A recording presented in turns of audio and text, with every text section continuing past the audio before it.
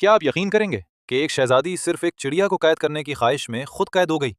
एक ऐसी पुरअसरार कहानी जिसमें खूबसूरत शहजादी, एक खौफनाक भूत और एक गरीब लड़का, सबकी किस्मत आपस में जुड़ जाती है। लेकिन सवाल यह है, आखिर वो चिड़िया कौन थी और शहजादी अचानक गायब कहाँ हो गई? अगर आपको ऐसी सस्पेंस और सबक आमोज कहानियां पसंद हैं तो वीडियो को लाइक करें, चैनल को सब्सक्राइब करें और बेल आइकन जरूर दबाएं। तो चलें शुरू करते हैं। पंजरे की शहजादी की हैरत अंगेज कहानी। हजारों साल पहले का वाकया है। चीन पर एक निहायत नेक दिल बादशाह हुकूमत करता था। उसकी एक ही बेटी थी जिसका नाम शहजादी खावर था। वो बेहद खूबसूरत थी। उसका चेहरा सूरज की तरह चमकता दमकता था। बादशाह अपनी बेटी से बेपनाह मोहब्बत करता था।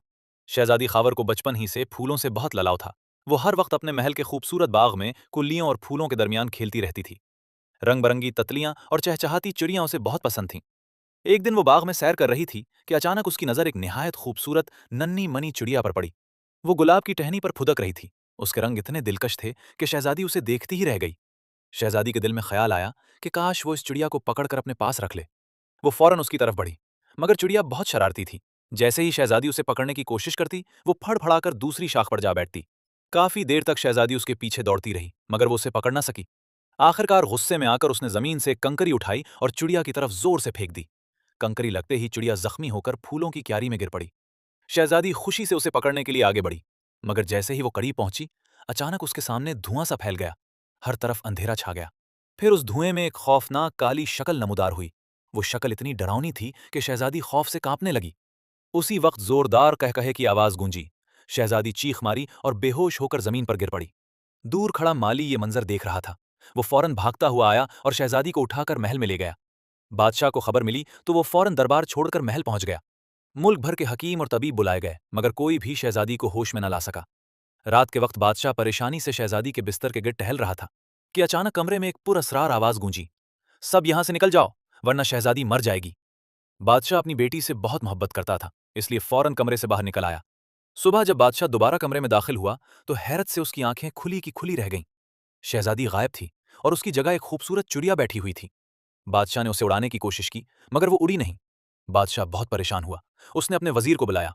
वजीर ने मशवरा दिया, जहां पना उस चिड़िया को पिंजरे में बंद कर दिया जाए और पूरे मुल्क में ऐलान करवाया जाए कि जो शख्स इस राज को हल करेगा, उसी से शहजादी की शादी कर दी जाएगी।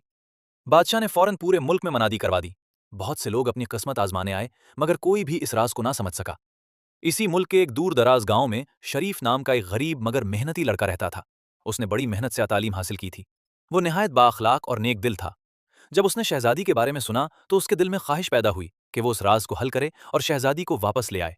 एक रात वो उन्हीं सोचों में गुम था कि अचानक उसके कमरे मैं अजीब सी हंसी की आवाज को शरीफ घबराकर उठ बैठा। उसने इधर उधर देखा, मगर कोई नजर न आया। फिर दोबारा हंसी की आवाज आई। शरीफ ने बुलंद आवाज में पूछा, कौन है?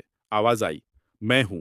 शरीफ ने पूछा, मैं कौन? जवाब मिला, मैं भूत हूं। शरीफ कुछ देर खामोश रहा, फिर बोला, यहां क्या लेने आए हो? भूत ने जवाब दिया, कुछ नहीं।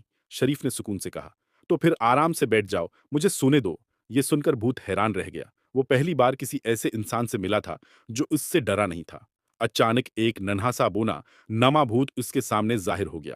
वो खुश होकर बोला, तुम बहुत अच्छे इंसान हो, क्या तुम मेरे दोस्त बनोगे? शरीफ ने मुस्कुराकर कहा, क्यों नहीं। दोनों बातें करने लगे। फिर शरीफ ने भूत को शहजादी के बारे में बताया। ये सुनकर भूत जोर जोर से हंसने लगा। उसने कहा, मैं इस सारे राज को जानता हूं, क्योंकि वो चिड़िया असल में मैं ही था। फिर उसने सारी हकीकत बताई।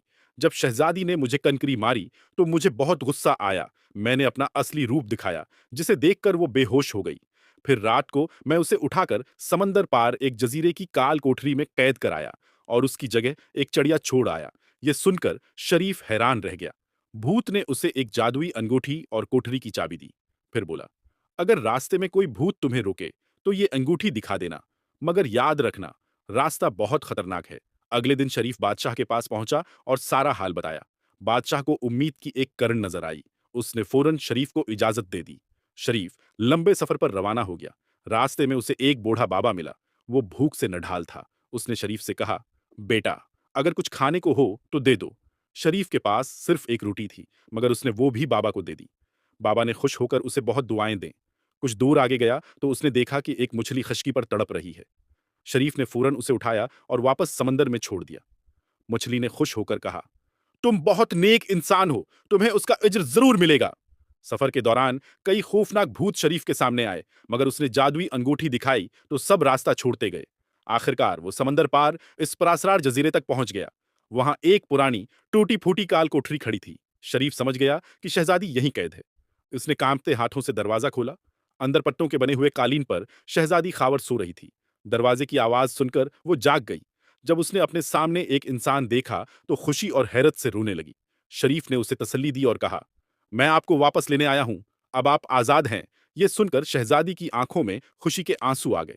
दोनों फौरन महल की तरफ रवाना हो गए। जब वो महल पहुंचे तो बादशाह अपनी बेटी को जिंदा सलामत देखकर खुशी से बेकाबू हो गया। इसी लम्हे पंजरे में बैठी चिड़िया फड़फड़ाई और खुद बेखुद उड़ गई। अब शहजादी मुकम्मल तौर पर अपनी असली हालत में वापस आ चुकी थी। बादशाह ने वादे के मुताबिक शहजादी खावर की शादी शरीफ से कर दी। यूं एक गरीब मगर नेक दिल लड़का चीन का शहजादा बन गया और फिर दोनों हंसी खुशी अपनी जिंदगी गुजारने लगे। इस कहानी से हमें यह सबक मिलता है कि गुस्सा और लालच इंसान को मुसीबत में डाल देते हैं, जबकि नेकी, रहम दिल्ली और बिहादरी इंसान को कामयाबी और इज्जत दिलाती है।